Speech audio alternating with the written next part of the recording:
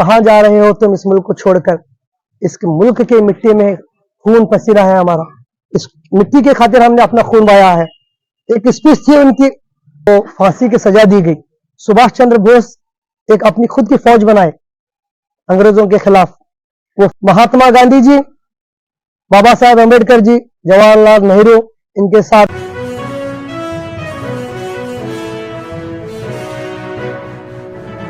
ನಮಸ್ಕಾರ ವೀಕ್ಷಕರೇ, H N news 24 ನಲ್ಲಿ ಸ್ವಾಗತ. ಸಮೃದ್ಧ ಕಟ್ಟಡ ಕಾರ್ಮಿಕ ಸಂಘದ ವತಿಯಿಂದ ಸ್ವತಂತ್ರ ದಿನಾಚರಣೆ ಆಚರಿಸಿ ಧ್ವಜಾರೋಹಣ ಮಾಡಲಾಗಿದೆ.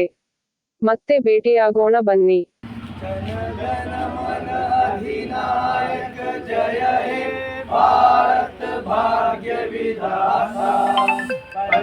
जितना आसान लफ्ज हम सुनते हैं उतनी आसान आजादी नहीं थी। इस मुल्क में कई 100 साल पहले यहाँ पर ब्राह्मणवाद चलता था। एक कम्युनिटी अपनी हुकूमत चलाती थी, लोगों को उनका हुकूक नहीं देती थी। जुल्म के खिलाफ पूरे देश के अवाम ने मिलकर उनके खिलाफ जिद्दोजहद किया। मुगल सल्तनत आई मुल्क में, एक सेकुलरिज्म भाईचारा यहाँ पर तब्दील की, ब्राह्मणवाद को खत्म किया गया। जो भाईचारे को साथ में लेकर चली वो हुकूमत करीबन 600 साल यहाँ पर हमारे मुल्क में हुकूमत की। उसके बाद में कुछ फिस्ता ताकतों ने मिलकर इस मुल्क में इंग्लैंड से अंग्रेजों को दावत दी आने के लिए कि यहाँ पर आप लोगों को बहुत सारा सोना पैसा जवाहरात है, आओ बोलते हैं। एक साजिश के तहत उन्हें यहाँ पर बुलाया गया। लेकिन जब अंग्रेज इंडिया को आए तो यहाँ के लोग, यहाँ की खूबसूरती, यहाँ का सोना वगैरह, जैसे आप सब जानते हैं सोने की चिड़िया कहा जाता है मुल्क हिंदुस्तान को, तो यहाँ पर बहुत आमदनी देखकर, यहाँ पर खेत बाग बगीचे देखकर अंग्रेज क्या के यहीं पर टिक गए नहीं, बल्कि यहाँ पर हम पर हुकूमत करना शुरू कर दिए, हम पर जुल्म करना शुरू किए।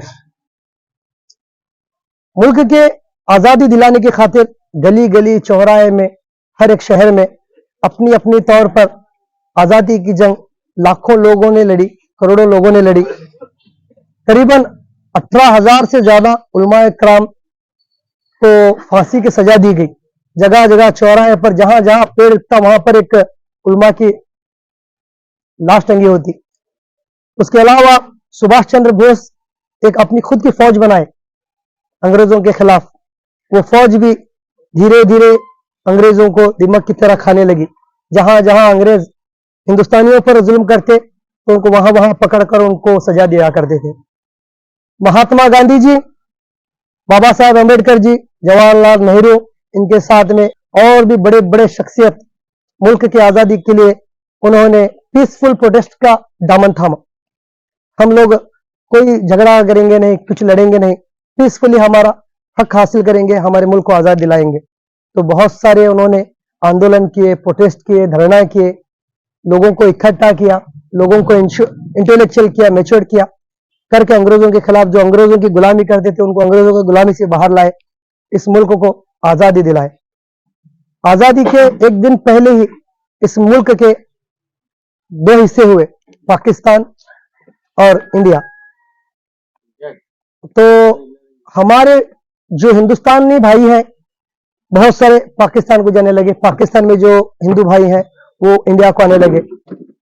जामिया मस्जिद दिल्ली की, वहां पर मौलाना अल्लामा इकबाल साहब ने खड़कर एक स्पीच की, कहाँ जा रहे हो तुम इस मुल्क को छोड़कर। इस मुल्क के मिट्टी में खून पसीना है हमारा, इस मिट्टी के खातिर हमने अपना खून बहाया है। एक स्पीच थी उनकी, वो बहुत ही खूबसूरत स्पीच थी, मैं आपको बयान नहीं कर सकता, उनके अल्फाज हमारे जबान में नहीं आ सकते। तो उनकी एक छोटी सी जो अल्फाज जो हमें रोकने की थी, उसी वक्त पूरे पूरे हिंदुस्तानी मुसलमान भाई इस मुल्क में रुक गए। हमें ये जो मुल्क मिला है बाई चांस नहीं, बाई चॉइस मिला है।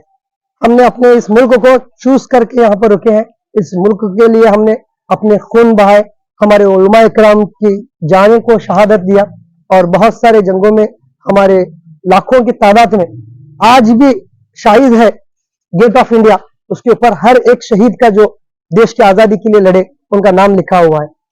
ज्यादा से ज्यादा अल्हम्दुलिल्लाह मैं एक मुसलमान होने के नाते फख्र करता हूं, उस गेट ऑफ इंडिया के अंदर सबसे ज्यादा अगर नाम आप देखेंगे तो मुसलमानों के पाए जाएंगे। तो बहुत बड़ी कुर्बानी हमने दी है, बहुत बड़ी जिद्दोजहद की है, मुल्क को आजाद कराया है। फिर आज एक दौर ऐसा चल रहा है, यहाँ पर फिस्ताई ताकतें हम हमारे इस भाईचारे को, हिंदू मुस्लिम भाईचारे को तोड़ने की कोशिश कर रहे हैं। कुछ ही दिनों पहले यहाँ पर उसका जवाब भी उन फिस्ताई ताकतों को दिया गया। इंशाअल्लाह हम सब हमारा किरदार ऐसे निभाएंगे, सभी मजहबों को साथ में लेकर चलेंगे। सबको भी हमें भी एहसास करना है, सबको एहसास दिलाना है कि हम सब भाई हैं। इस मुल्क में सब हम मिलकर रहने वाले हैं और हमेशा रहेंगे। भारत देश एक ऐसा देश है, यहाँ पर अगर कोई भी हुकूमत आए वो इंडिविजुअली पर्टिकुलरली किसी मजहब के लिए अगर काम करेगी या पर्टिकुलर मजहब के लिए खड़ी होगी तो कभी भी कामयाब नहीं होगी। कुछ ही दिन रहेगा उनका, कुछ ही दिन उनका शोर रहेगा, बाकी बाद में सन्नाटा रहेगा। तो हम सबको ये जहन में रखना चाहिए कि हम हिंदू मुस्लिम सिख ईसाई सभी भाई हैं, सभी भाईचारे के साथ मोहब्बत से जैसे यहाँ पर कई सौ सैकड़ों सालों से जीते आ रहे हैं, इंशाअल्लाह आने वाले कई सैकड़ों साल तक ऐसे ही जिंदा रहेंगे, जीते रहेंगे। इतना कहते हुए मैं आप सभी को दोबारा यौम आजादी का मुबारकबाद देते हुए मैं अपनी बात को खत्म करता हूं और सभी से मैं माजरत भी करता हूं। अगर मेरे कहने में कहीं पर भी अल्फाजों में चूक हुई है तो उसे दरकिनार नजरअंदाज करें। शुक्रिया। ನಮಸ್ಕಾರ ವೀಕ್ಷಕರೇ, HN ನ್ಯೂಸ್ 24 ನಲ್ಲಿ ಸ್ವಾಗತ. ಸಮೃದ್ಧ ಕಟ್ಟಡ ಕಾರ್ಮಿಕ ಸಂಘದ ವತಿಯಿಂದ ಸ್ವತಂತ್ರ ದಿನಾಚರಣೆ ಆಚರಿಸಿ ಧ್ವಜಾರೋಹಣ